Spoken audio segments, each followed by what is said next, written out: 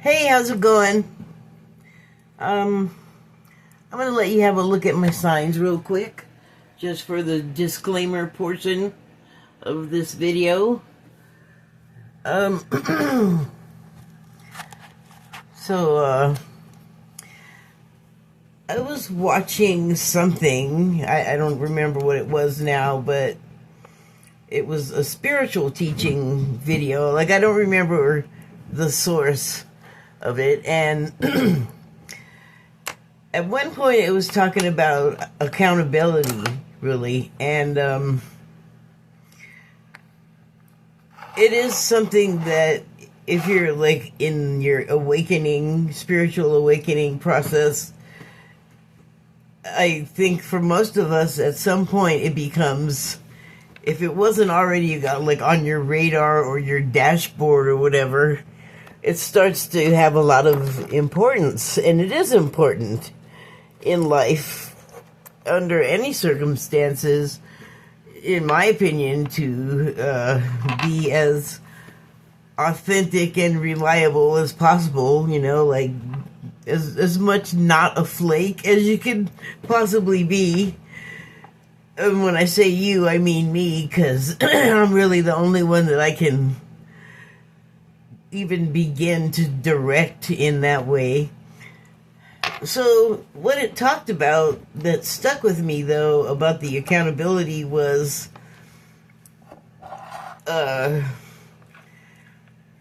basically keeping promises that you make, and they went on to detail exactly like what they meant by that. And part of it was like, obviously, if you say you're going to do something, then don't make people guess, don't make people wait around, like, do the thing. It's like, I know, I have a neighbor and he always wants to help, and he can help, but then he'll like accept the ask, or he'll like offer and I'll go, okay, sure. And then it's like as soon as he knows I'm interested, he suddenly has no time to do it and often forgets about it.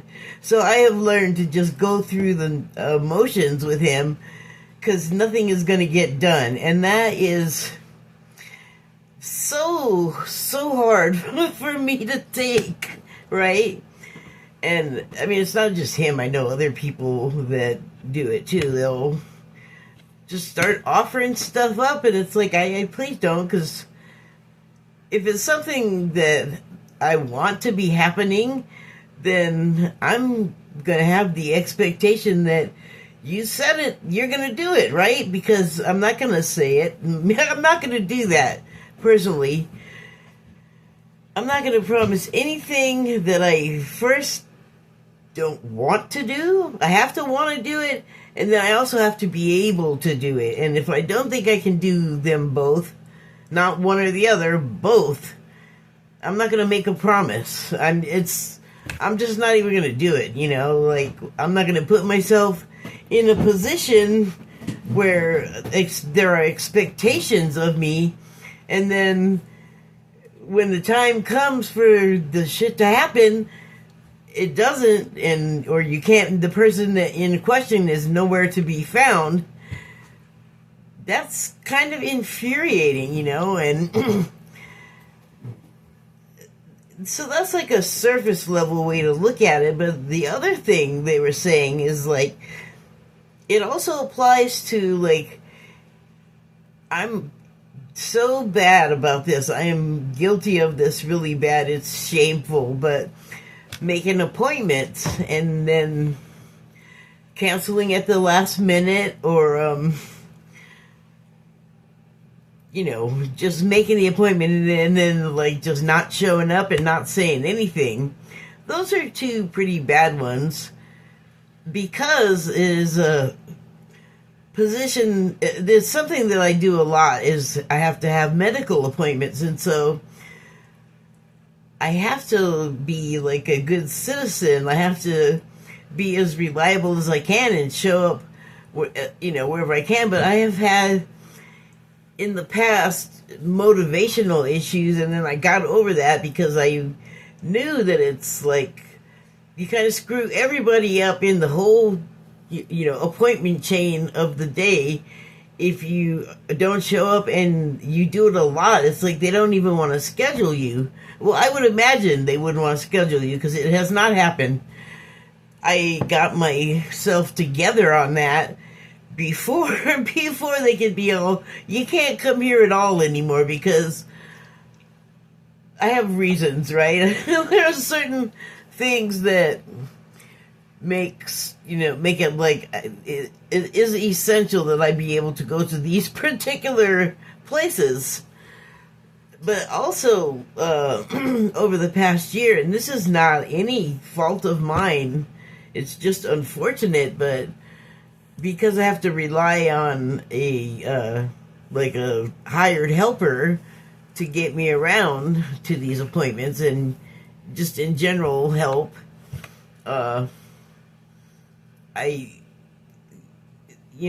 was like a couple of times where some kind of flu or whatever was going through the whole business and just took out just about everybody. So really short-handed, and some people have more serious medical conditions than what I've got going on, and they absolutely have to have someone like help them breathe or something like that, or they got equipment and complications and stuff that needs to be done that require, I don't know.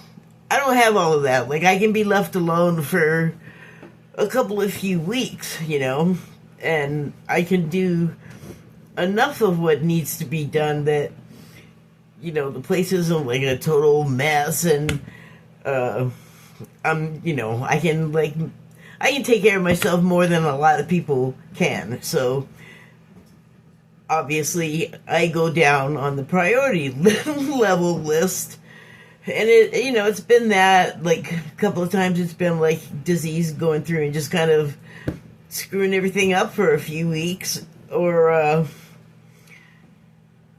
don't know, just employee stuff, like this one can't make it, this one's kids are, she's got to go run wherever, or whatever it is, like, life happens, and this is, for these people, for the most part, it's a pretty good job to have if you do have a family emergency, because they're really flexible on it, probably because it's a place that just deals with people and they have families.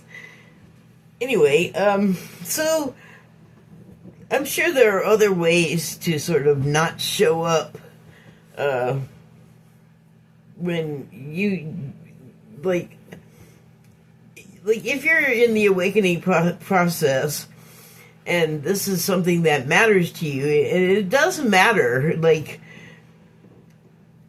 if you're not able to, live up to these very simple things, then you're not going to be getting very far in your awakening process, and you do have to do a shadow work to raise your vibration. So being flaky and unreliable, I feel like, is not a great vibration.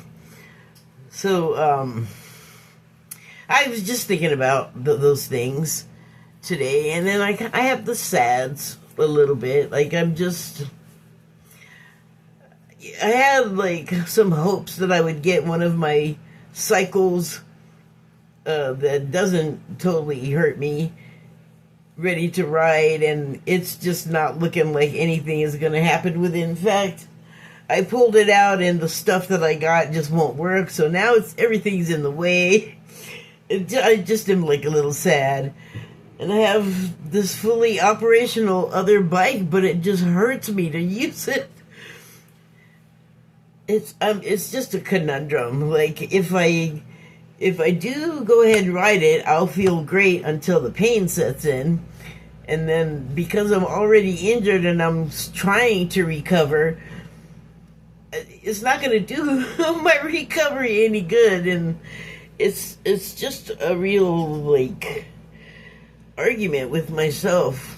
do you want to go out and ride? And like the weather is so nice, it's killing me that I can't get my smaller one going just to get out there, because it's up north where I am. The summer is short. The good weather is short. The warm weather is short term, and I'm getting a little stressful about that. Like, I mean, I can go out and use my self-propelled wheelchair, but that's how I got the problems with the injury in the first place. So that's not a great idea, but you know, it's exercise, which is one of the reasons why I want to get out. I can get out in my motorized chair. That's no exercise, so unless I want to rush to the store, I don't want to even use that outdoors. Isn't that crazy? I mean, it's no exercise, so yeah, I'm frustrated, and it's like now I got the SADS too, so I can't like expend that properly. It'll pass. Anyway, that was my day. How's your day been? It's actually been a fine day, you know. So I have 2 cards from the Declarations of Mary Magdalene, and the first one says, Christ's light and love is the Savior of thy soul. Become thy light in love, and one has saved thyself. I can't help thinking about like the shirked appointments when I'm reading this. Although, you know,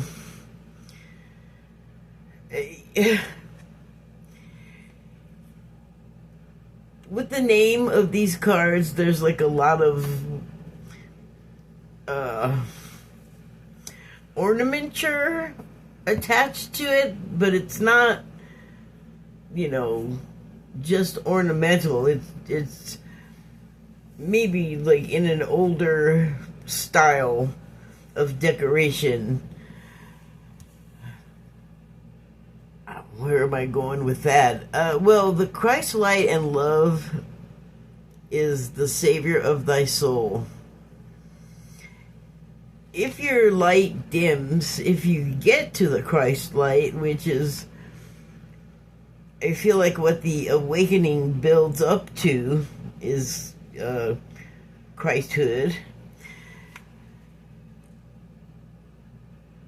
I mean, if it doesn't just come naturally, which I think it does to a degree with everyone, like everyone has a grip on it to some degree.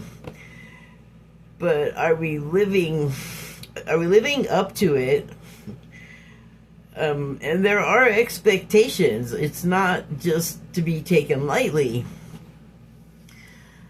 Once you know what's going on with it, I feel like, I don't know, it almost is like painful to know that you're like not doing as well as you could, like I was talking about with the appointments. Like I feel pretty good about, you know, volunteering, for instance, promises to do stuff or whatever, and then following through on it, because like I said, I'm not gonna volunteer it if I have no intention of doing it. And I feel like that saves any parties involved from getting hurt or disappointed. You know, like, don't say you're gonna do it and then not do it, because then the person who does what they say and does expect the other person to be able to do the same. Like, don't be shooting off your mouth about it if you're not gonna do it. What are you doing? That's not like scoring points with me when that happens. So, but then I can't be super hard on anyone else because I don't have my stuff all perfectly together either. And that's another area of the whole study of the thing, where here's your opportunity to do better, you know, to do better with the interacting with the other party in all stages of that, the whole promises back and forth thing I was talking about. So I think it's one of those. It's like when you learn to ride a bicycle or play chess or read or whatever the skill is, you know. The more you do it, the better you are at it. Like in my last video, I was talking about that do it 10,000 times and you're an expert thing that came from Malcolm Gladwell, I guess. There's more to it, I guess. Like it came out of one of his books, what I haven't read, but I've heard what the theory behind it is, which is if you've done it over 10,000 times, you're an expert at it. Makes sense. So that implies that you're not going to be successful at it every time. You're going to have to build up to any kind of achievement you build upon until you become expert, or you do it until it is an achievement that you've become expert at.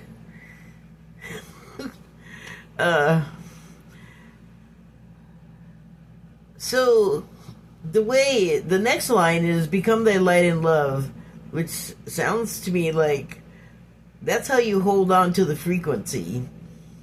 Is you don't try and chase, you just be it.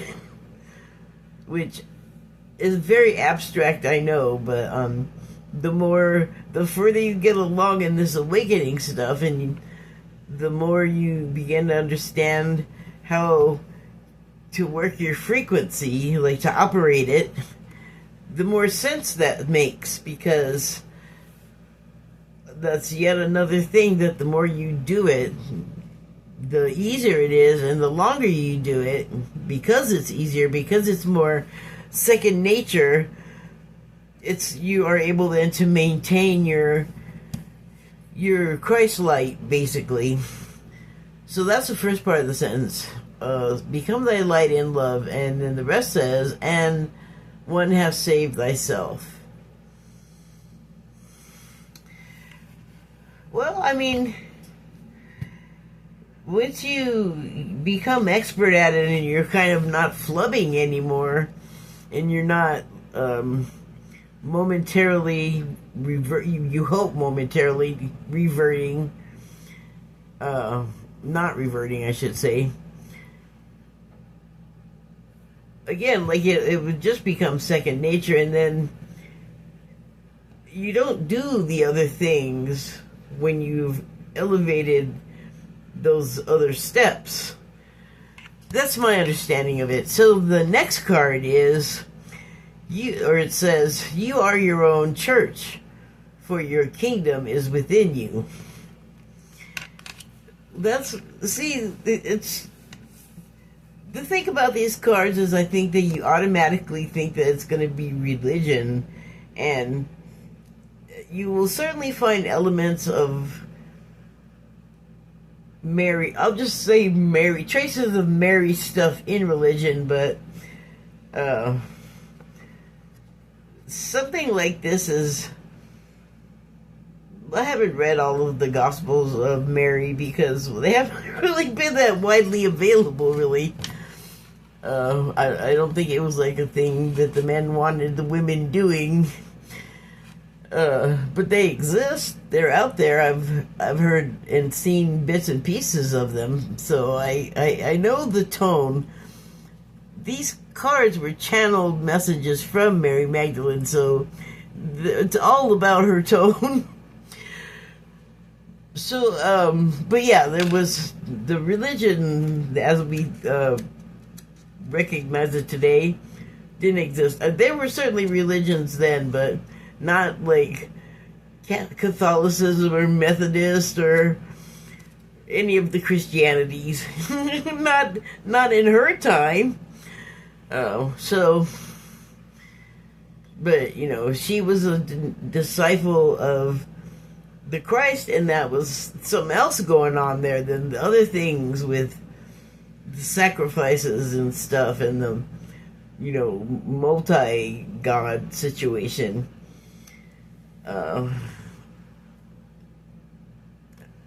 Other stuff about multi-gods back then and what they had to do with the one God's people and stuff.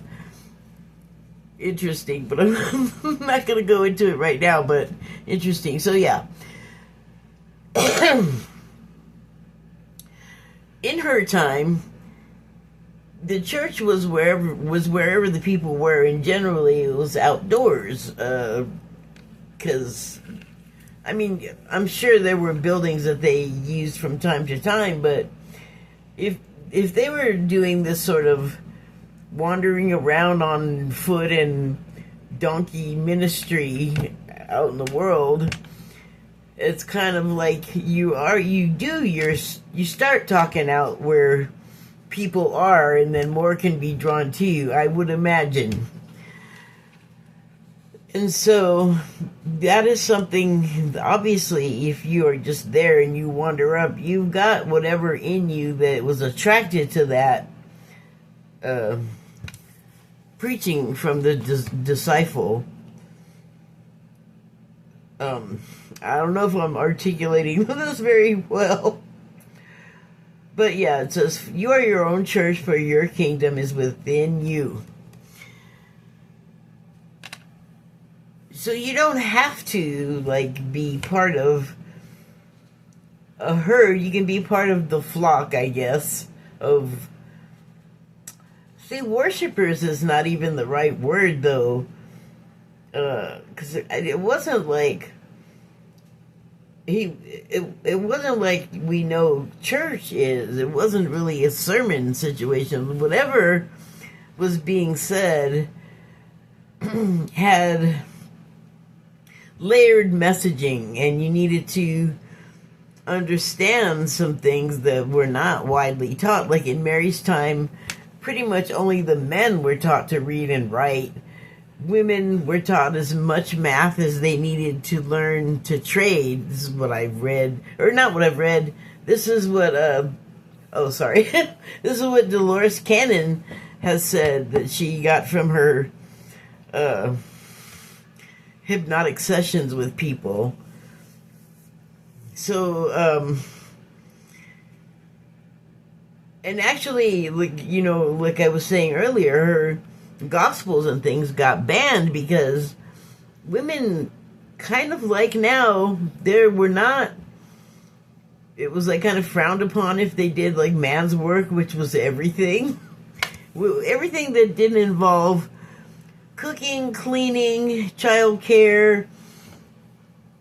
I know it wasn't just that, but for women, they also had to know how to like go out and find medicine in herbs and sticks and, whatever was growing outside, And they had to learn how to be like apothecaries or chemists and like natural healers. And so they just didn't know the reading and the writing. And I would assume men did stuff that was, their bodies were more suited to. But the chauvinism and the misogyny sounds like, man, today we still got it. Tradition, thanks. Okay, so I went a little sidetracked there. I don't know. I think this is talking about you can you can you can have the church within you. You can have the discussion between the members of the disciples within yourself. You can quietly converse with spirit. I guess it depends who you are and what kind of answer you're going to get back, but generally it's not a hey spirit or however you do it, I'm feeling this way and I don't know if I should, what should I do about it, or what do you think? Like, that's how I do it. I just talk like it's another person, but the answer that you're going to get, no matter how you do it, from what I understand, it was my experience, but I've also heard a lot of other descriptions of it the same way. the answer may not come right away. You might not even recognize it as the answer to whatever your query was right away. But eventually you will.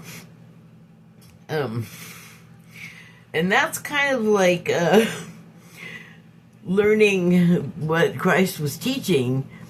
You had to like take steps or leaps even on your own. You had to be able to make connections and detect patterns. And also I think there was a level of sensory perception that I feel like it needed to be, like it was required, like the more advanced a student you became of what he was teaching. So Christ was teaching. Anyway, the kingdom also, like that was something that Christ was teaching, is the kingdom of whatever Spirit has to offer is either within you or can be accessed from within you. And all of that are all things that you would have had to be understanding or learning to understand when you were being introduced to these teachings. I just think that's so interesting because I know what I was taught in like Catholic school and at church for years and years, and what I have learned subsequently through like Dolores Cannon hypnotic sessions with her patients. And so that is such an awesome thing. And I'm not going to get into it so deep anyway. That's it. I guess I'm going to go have some tea and go look out the window and have the sads. Pet the cat. Thank you and good night.